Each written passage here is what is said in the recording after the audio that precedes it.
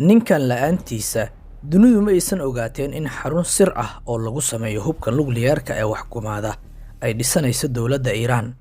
Waxa uu qiyaamay dowladdiisa, waxa uu bixiyay xog dunida ka qarsoonayd, mid reer galbeedka ay la anfariireen, xog hay-adaha sirdoonku ay aamini waayeen inta ay la eg tahay xajmi ahaan. Bishii Abriil 2008, diyaarad ka duushay garoon ku yaala magaalada London ayaa ku wajahnay Tel Aviv. Markii ay diyaaraddu soo caga dhigatay, waxaa ka soo degay sargaal sare oo ka tirsanaa sirdoonka Ingiriiska. Koox ka tirsanayd wakiilada hay-adda sirdoonka Mossad ayaa ku sugayay garoonka. Isaga oo si degan u socda ayuu u yimid. Waxa uu ku salaamay war farxad geliyay. Waxa uu ku yiri hal jumlad oo wax waliba beddeshay isla daqiiqadaas. Waxaynu leenahay basaas ku dhex jira Iiraan, mana aan basaas caadi ah. Waa nin geli kara meel kasta, goobaha ugu xasaasisan, awoodna u leh inuu helo xog kasta, waqti kasta. Markii hore Israa'iiliyiintu ma aysan rumaysan hadalkaas, maadaama si fiican ay u ogaayeen in waqtigaasi gelitaanka gudaha Iiraan uu ahaa mid adag, xitaa ku dhowaad aysan suurtagal ahayn. Hase yeeshee faylasha uu basaaskan soo gudbiyey ayaa beddelay xisaabtii oo dhan. Xog aad u muhiim ah ayuu miiska soo saaray. Tani waxay caalamka u soo bandhigtay siro la yaab leh. Mid ka mid ah xaqiiqooyinka ugu khatarta badan ee uu bannaanka keenay waxay la xiriirtay xarunta nukliyeerka ee Fordow, taas oo ahayd goobtii uu Mareykanku duqeeyay sanadkii la soo dhaafay markii uu socday dagaalkii u dhexeeyay Iiraan iyo Israa'iil. Dunidu ma aysan ogaa lahayn jiritaanka xaruntan haddii uusan jiri lahayn basaaskan ama uusan la shaqayn lahayn hay-ad sirdoon taas oo ka soo horjeeda waddankiisa. Waxa uu ahaa nin ku dhowaaday inuu mar noqdo madaxweynaha Iiraan, sida uu Cali Cohen ugu dhowaaday inuu noqdo madaxweynihii Suuriya. Cali Cohen wuxuu ahaa basaas u shaqaynayay hay-ad sirdoon, kaas oo la rabay in madaxweyne looga dhigo waddanka Suuriya. Sheekadiisa waxaad ka heli kartaa baraha bulshada haddii aad ka baarto YouTube-ka ama Google-ka. Waa nin sirdoon ah oo leh taariikh fog. Haddaba halkaas aan ugu gudubno Cali Cohen. Sida sheekooyinka badankood sheegaan, ninkan sirdoonka ah ee u dhashay Iiraan halkaas kuma aysan dhammaanin, balse markii hore Ruushka ayaa fashiliyay arrintiisa. Iiraanna waxa ay la yaabtay xaqiiqadiisa soo baxday. Haddaba halkee ayuu basaaskan ku dambeeyay?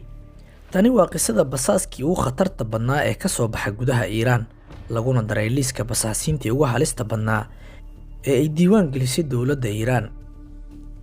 Alireza Akbar waxa uu ku dhashay magaalada Shiraz oo ku taala bartamaha Iiraan. Waxa uu ahaa nin dhalinyaro ah oo ku soo hana qaaday markii kacaankii Khomeini uu dalka ku fidayay sanadii 1979. Yaraantiisii gacaanka waxa uu ku beeray xamaasad diimeed iyo mid wadaniyadeed. Markii dagaalkii Iiraan iyo Ciraaq uu qarxay, marnaba kama uusan labalabayn inuu ku biiro ciidanka qaranka. Waxa uu galay safafka hore ee dagaalka, ilaalada kacaanka. Dagaalka dhexdiisa Akbari waxa uu ku muujin jiray geesinimo iyo daacadnimo aan caadi ahayn. Wuxuu si degdeg ah ugu tallaabsaday darajooyinka ciidanka, isaga oo ka soo bilaabay askari caadi ah kuna dhameeyay ilaa taliye sare. Wuxuu noqday tusaale buuxa oo muujinaya kacaaniyahan daacad ah. Wajigiisa waxaa ka muuqan jiray raadadka sujuudda, carabkiisa waxaa ka buuxay khudbado kulul oo kicin jiray xamaasadda askarta. Akbari waxa uu matalayay wax kasta oo Jamhuuriyadda Iiraan ay rabtay in hogaamiyayaasheedu ay noqdaan. Waxa uu ahaa kacaan diimeed leh daacadnimo buuxda. Marka ay timaado amniga Iiraan, waxaa loo arki jiray siyaasi adag oo aan marnaba ka tanaasulin. Dagaalka kadib, Akbari waxa uu ku biiray dariiqyada awoodda, isagoo noqday ku-xigeenka wasiirka difaaca iyo la taliye sare oo ka tirsan hoggaanka amniga qaranka Iiraan. Waxa uu dhisay shabakad xiriirro xooggan leh oo uu la yeeshay shakhsiyaadka ugu saameynta badan Iiraan, sida Cali Shamkhani iyo Muxsin Fakhrizadeh oo ahaa maskaxdii barnaamijka nukliyeerka Iiraan. Waxa uu ku raaxaysanayay kalsoonida indhala-aanta ah oo ay siiyeen hoggaanka Iiraan, isagoo lagu aaminay howlaha ugu xasaasisan oo ay ka mid ahayd in dunida uu ka dhaadhiciyo in barnaamijka nukliyeerka Iiraan uu yahay mid ujeedooyin nabadeed oo keliya leh. Wejiga Iiraan ay dunida u soo bandhigta waxa uu ahaa mid kalsooni iyo adeeg leh, balse wejigaasi gudihiisa waxaa ku duugnaa siro halis ah, sir wax badan bedeli lahayd. Sanadii 2004, xilli Alireza Akbari uu ka mid ahaa saraakiishii joogtay jaga ahaan heerka ugu sarreeya ee awoodda iyo saameynta, weji kale ayuu la soo baxay, weji ku qarsan hoos mugdi ah, nolol aan cidnaba u malay karin. Nin loo arkayay astaan qarameed inuu noqon karo basaas khiyaamo iyo hagardaamaal indhala-aan ah u geysan kara qarankiisa. safaaradda Ingiriiska ee ku taalla Iiraan gaar ahaan magaalada Tehraan gudaheeda ayaa Alireza Akbari waxay la saxiixatay heshiis sirdoon oo laba kaara ah iyo inuu u shaqeeyo Ingiriiska. waxaa laga yaabaa inay u soo bandhigeen dalab uusan diidi karin gudbinta xog aad u xasaasi ah oo sir ah oo ku saabsan barnaamijka nukliyeerka Iiraan iyo kan militariga ee dalkaasi. abaalmarinta arrinkaasi la xiriirta cidna ma oga ilaa iyo maanta. in la qorto qof heerkan oo kale ah kaas oo leh awood buuxda oo xudunta taliska Iiraan ah waxay ahayd guul sirdoon oo aan la qiyaasi karin. Akbari ma uusan ahayn oo kaliya sargaal sirdoon, balse waxa uu ahaa qayb lama huraan ah oo ka mid ah kooxdii xukunka dalka xilligaasi haysay. wuxuu ogaa waxyaabo badan oo sir ah oo dad aad u yar oo kaliya ay ka warqabaan. sanado badan Akbari waxa uu ku jiray xaalad laba wajiilanimo ah. sirdoon laba kaara ah ayuu ahaa oo aad u khatar badan. dadka hortooda waxa uu weli u muujin jiray wadaad diimeed oo adag iyo siyaasi aan tanaasul lahayn oo ka tirsan Iiraan, halka uu si qarsoodi ah u bixin jiray xogaha sirdoonka ee muhiimka ah ee dalkiisa. wuxuu si joogto ah ugu kala gooshi jiray magaalooyinka London iyo Tehraan isagoo adeegsanaya shirkado qarsoodi ah oo ku yaala Austria, Spain iyo sidoo kale Ingiriiska si uu u qariyo kulmadiisa qarsoodiga ah ee uu la yeelan jiray wakiilada sirdoonka Ingiriiska.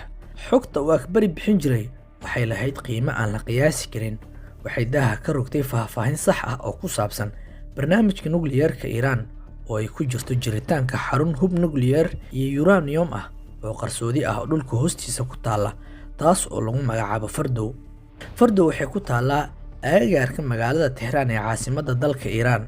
macluumaadkaas ayaa meesha ka saaray shaki kasta oo ka jiray caasimadaha reer galbeedka ee ku saabsanaa in Iiraan ay raadinayso hub nukliyeer ah, taas oo keentay in dunidu ay mar qura ku soo rogaan Tehraan cunaqabateyn ballaaran. Akbari ma uusan kaliya iibin siraha dalka, wuxuu sidoo kale fashiliyay aqoonsiyada iyo howlaha in ka badan boqolaal sargaal oo Iiraaniyahan ah, kuwaas oo ka mid ahaa Muxsin Fakhrizadeh, saynisyahankii ugu sarreeyay barnaamijka nukliyeerka kaas oo la dilay sanadii 2020. haddaba ma Akbari baa fashiliyay Fakhrizadeh? su'aashaas weli dadka way ka dhex guuxaysaa. maxaa ku kalifay ninkan oo mar ahaa geesi kacaan Iiraani ah inuu gacan ka geysto khiyaanad dalkiisa ka dhan ah? mahunguri baa u geeyey mahami awoodoon ah ayaa jiray, mase waxaa jira sheekooyin ka qoto dheer, sheekooyin ku saabsan cadaadis iyo hanjabaad, taas oo aanan inagu ogeyn? jawaabta su'aashaasi weli si buuxda looma oga, balse qiimaha uu Akbari bixiyey aad buu u sarreeyay. hoos u dhicii weynaa ee nolosha laba wajiilaha ah ee Akbari ma uusan sii socon weligeedna. dunida sirdoonka xitaa wakiilada ugu xeer dheer mar bay ku dhacaan dabinka oo ma jira sirdoon sii shaqeeya muddo aad u dheer. sanadii 2019 xarkihii arrintan way kala furteen iyada oo si weyn ay uga caawiyeen saraakiil sirdoon oo Ruush ah. Iiraan ayaa ogaatay in Alireza Akbari uu ahaa basaas daaha ka qaaday jiritaanka barnaamijyada nukliyeerka ee qarsoodiga ahaa ee dowladda Iiraan, gaar ahaan xarunta Fardow. arrintani waxay noqotay jug culus oo ku dhacday hoggaanka Iiraan. ninkii ay ku kalsoonaayeen, ninkii ka tirsanaa taliyaashii ugu sarreeyay, wuxuu noqday khiyaanoole qaran. Akbari wuxuu Iiraan u safray markii ugu dambeysay 2019 kadib markii Al-Shamkhani uu ku qanciyay inuu dalka u baahan yahay arrin degdeg ah oo la xiriirta nukliyeerka ee difaaca, laakiin taas waxay ahayd dabin. isla markii uu markaasi gaaray dalkaasi ayaa la xiray. waxaa bilowday safar su'aalo degdeg iyo cadaadis xooggan. bishii Janaayo 2023 kadib sanado lagu hayay xabsi qarsoodi ah oo Iiraan ku yaala, Iiraan ayaa shaacisay in Alireza Akbari la toogtay iyadoo lagu eedeeyay basaasnimo uu la sameeyay Ingiriiska. tani waxay noqotay dhammaad murugo leh oo ku yimid nin mar ahaa sargaalkii ugu sarreeyay ciidamada. sargaal Iiraani ah oo heer sare ahaa ayaa lagu fuliyay dil sanado kadib. waa masiir xanuun badan. kadib dilkiisa, warbaahinta dowladda Iiraan ayaa baahisay muuqaalo gaagaaban oo muujinaya Akbari oo ka hadlaya howlihiisii basaasnimo iyo sidii Ingiriiska ay u qorteen. Ingiriiska weligiis si cad uma uusan qiran Akbari inuu ahaa basaas, isagoo ku dhagan siyaasadiisa soo jireenka ah ee ah inuusan weligiis ka hadlin arrimaha sirdoonka. laakiin dunidu way wada ogaatay, sidaas ayayna ku dhammaatay safarkii ninkan. nin la'aantiis laga yaabo in dunidu aysan xataa ogaa lahayn jiritaanka xarunta Fardow, taas uu Mareykanku duqeeyay sanadii 2025. haddaba saaxiib, haddaad ila soo gaartay ilaa ay dhammaadka muuqaalka, waxaan xubaa inaad aad u xiiseynayso arrimaha la xiriira sirdoonnada caalamka. halkan ayaad ka heli doontaa sheekooyin badan kuwaas oo ka xiiso badan midda aad hadda daawanayso. Haddii ay tahay soo booqashadaadii koowaad ee janaalkaaga, janaalkayga iyo janaalkeen Xalana Media, nagu soo biir oo ka mid noqo saaxiibada halkan ka helo barnaamijyada degdega ah ee aan halkan ku baahino. Sidoo kale haddaad igala socoto boggayga Facebook ee Xasan Kaafi Xalanana, ku soo biir isna si aad u hesho isla barnaamijyada aan halkan ku baahino. waa ku mahadsantahay la jaanqaadkaaga.